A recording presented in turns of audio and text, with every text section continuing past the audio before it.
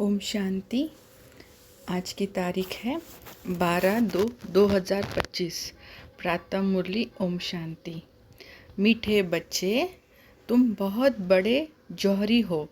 तुम्हें अविनाशी ज्ञान रत्नों रूपी जवाहरात देकर सबको साहूकार बनाना है।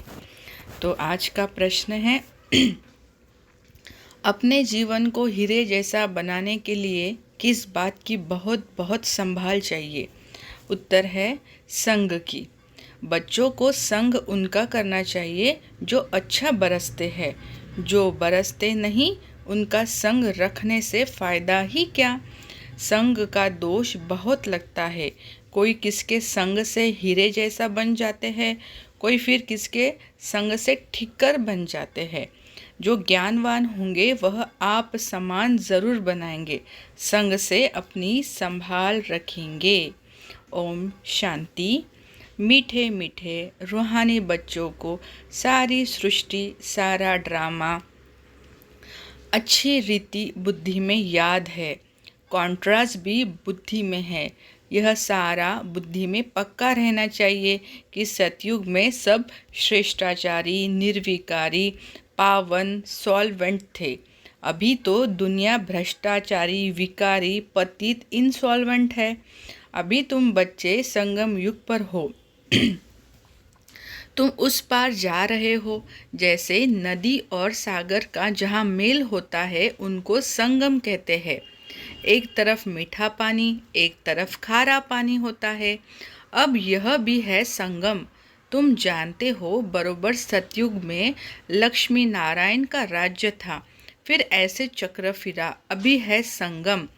कलयुग के अंत में सब दुखी है। इसको जंगल कहा जाता है। सतयुग को बगीचा कहा जाता है। अभी तुम कांटों से फूल बन रहे हो।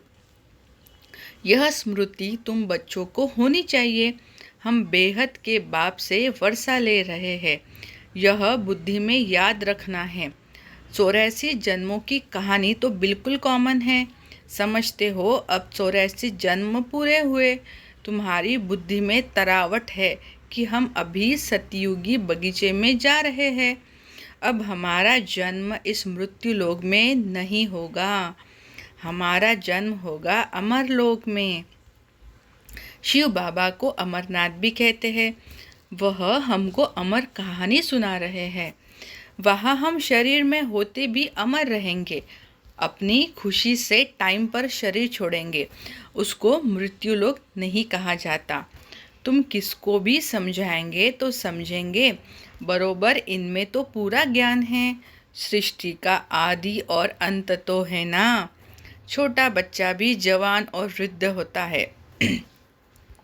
फिर अंत आ जाता है, फिर बच्चा बनता है। सृष्टि भी नई बनती, फिर क्वार्टर पुरानी, आधी पुरानी, फिर सारी पुरानी होती है, फिर नई होगी।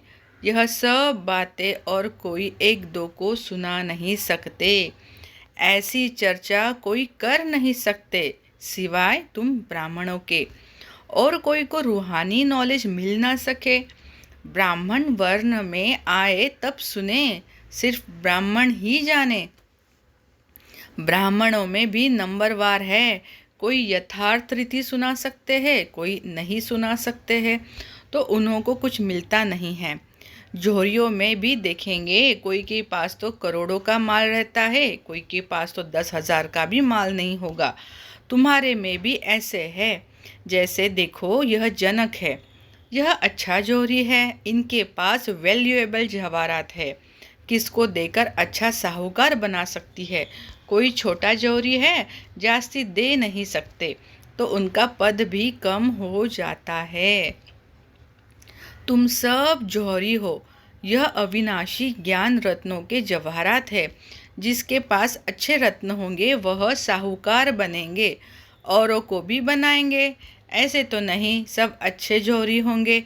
अच्छे अच्छे जौहरी बड़े बड़े सेंटर्स पर भेज देते हैं। बड़े आदमियों को अच्छी जवाहरात दी जाती है। बड़े बड़े दुकानों पर एक्सपर्ट रहते हैं। बाबा को भी कहा जाता है सौदागर रत्नागर। रत्नों का सौदा करते हैं। फिर जादूगार भी है, क्योंकि उनके पास ही दिव्य दृष्टि की चाबी है। कोई नौधा भक्ति करते हैं तो उनको साक्षात्कार हो जाता है। यहाँ वह बात नहीं है। यहाँ तो अनायास घर बैठे भी बहुतों को साक्षात्कार होता है। दिन प्रतिदिन सहज होता जाएगा। कईयों को ब्रह्मा का और श्री कृष्ण का भी साक्षात्कार होता है। उनको कहते हैं ब्रह्मा के पास जाओ, जाकर उनके पास प्रिंस बनने की पढ़ाई पढ़ो। यह पवित्र प्रिंस प्रिंसेस चले आते हैं ना। प्रिंस को पवित्र भी कह सकते हैं। पवित्रता से जन्म होता है ना। पतित को भ्रष्टाचारी कहेंगे।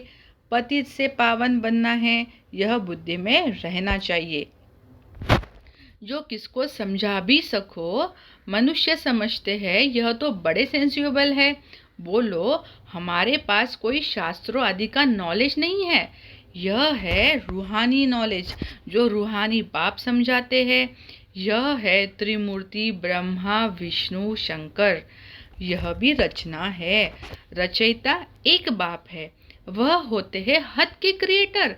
यह है बेहद का बाप, बेहद का क्रिएटर। बाप बैठकर पढ़ाते हैं, मेहनत करनी होती है। बाप गुलगुल फूल बनाते हैं। तुम हो ईश्वरीय कुल के, तुमको बाप पवित्र बनाते हैं।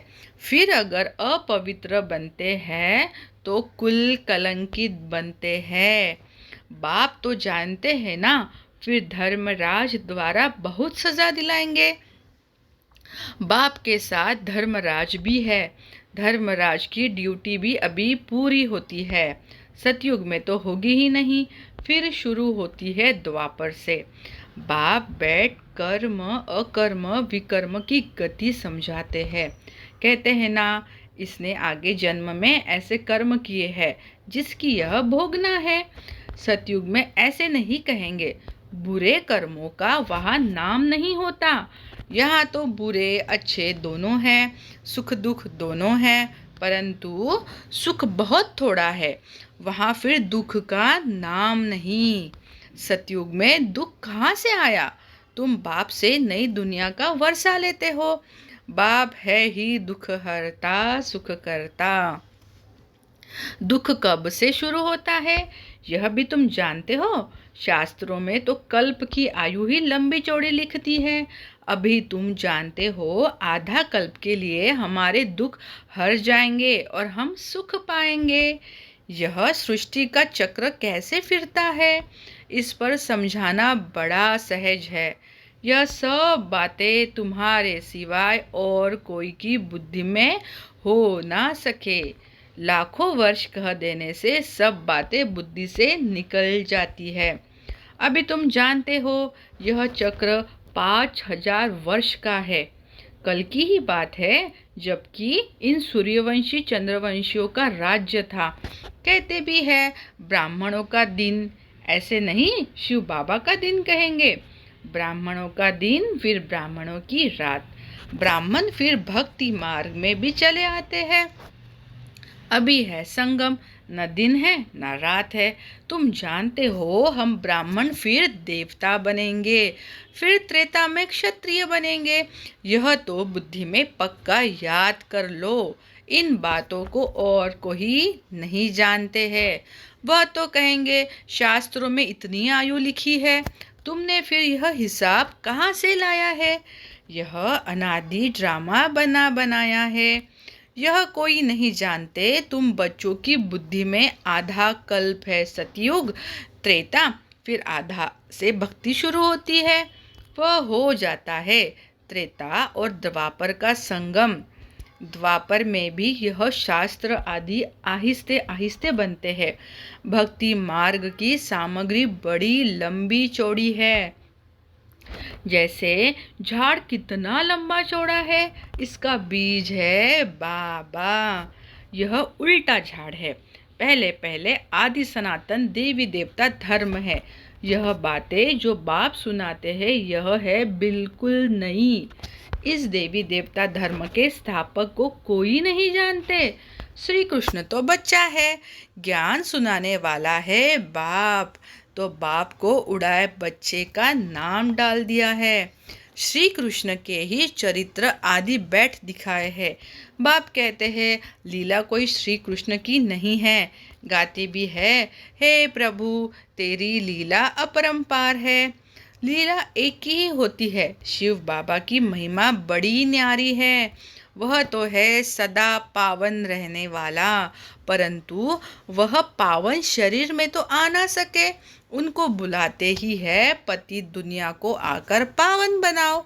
तो बाप कहते हैं मुझे भी पति दुनिया में ही आना पड़ता है, इनके बहुत जन्मों के अंत में आकर प्रवेश करता हूँ। तो बाप कहते हैं मुख्य बात अल्फ को याद करो, बाकी यह सारी है रेजगारी। वह सब तो धारण कर ना सके, जो धारण कर सकते हैं उन्हों को समझाता हूँ। बाकी तो कह देता हूँ मन मना भव। नंबरवार बुद्धि तो होती है ना। बादल कोई तो खूब बरसते हैं, कोई थोड़ा बरस कर चले जाते हैं। तुम भी बादल हो ना, कोई तो बिल्कुल बरसते ही नहीं है। ज्ञान को खींचने की ताकत नहीं है। मम्मा बाबा अच्छे बादल है ना। बच्चों को संग उनका करना चाहिए जो अच्छा बरसते हैं। जो बरसते ही नहीं उनसे संग रखने से क्या होगा। संग का दोष भी बहुत लगता है।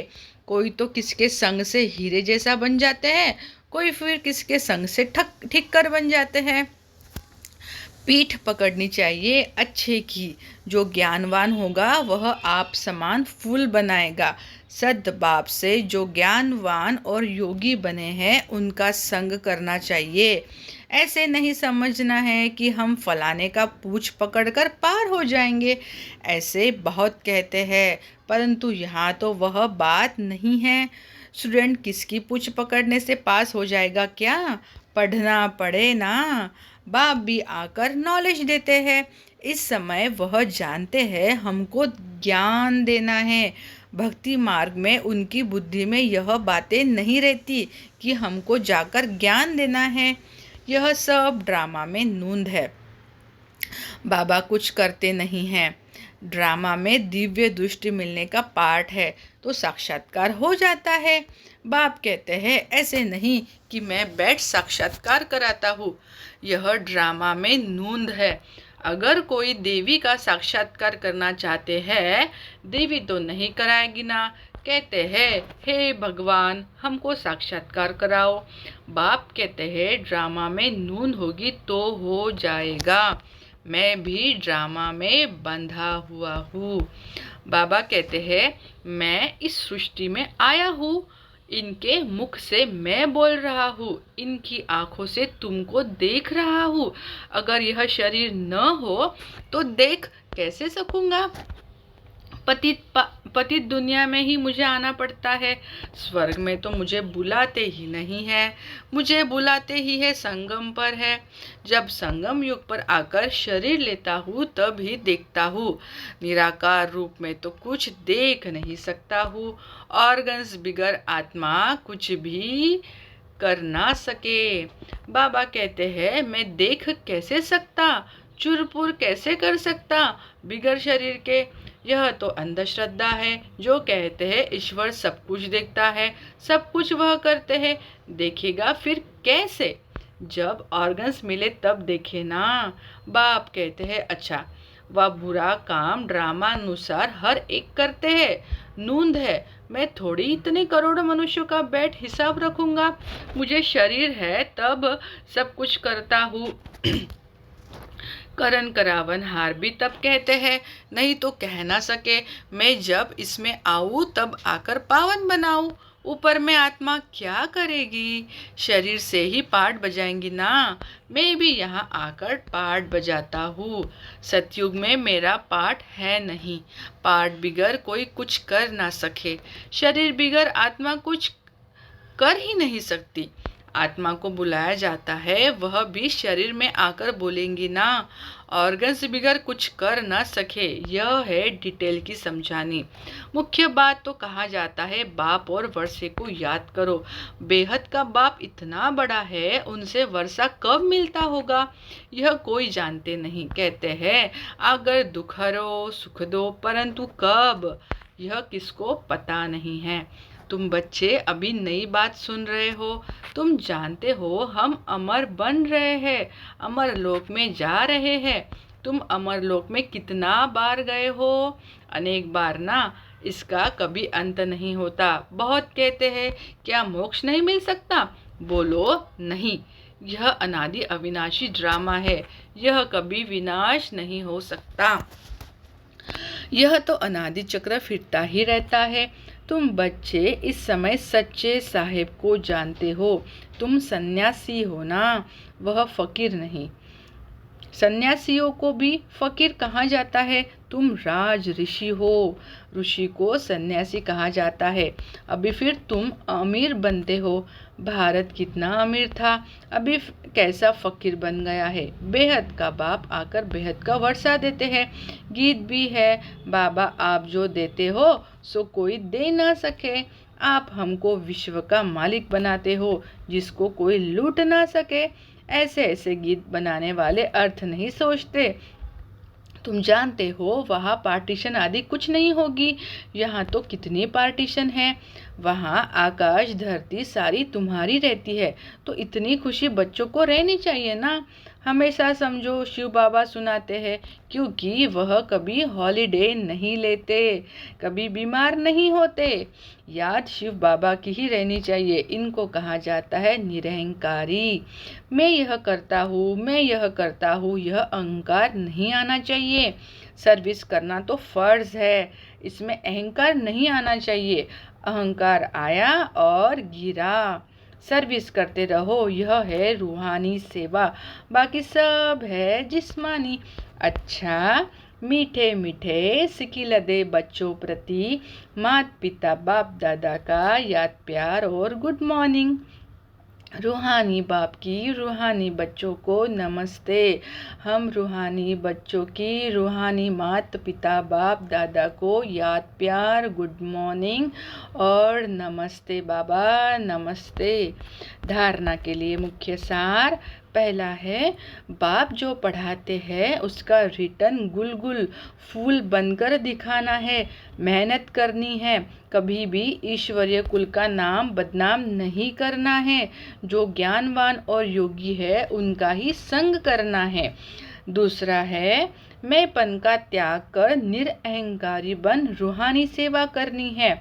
इसे अपना फर्ज समझना है, अहंकार में नहीं आना है।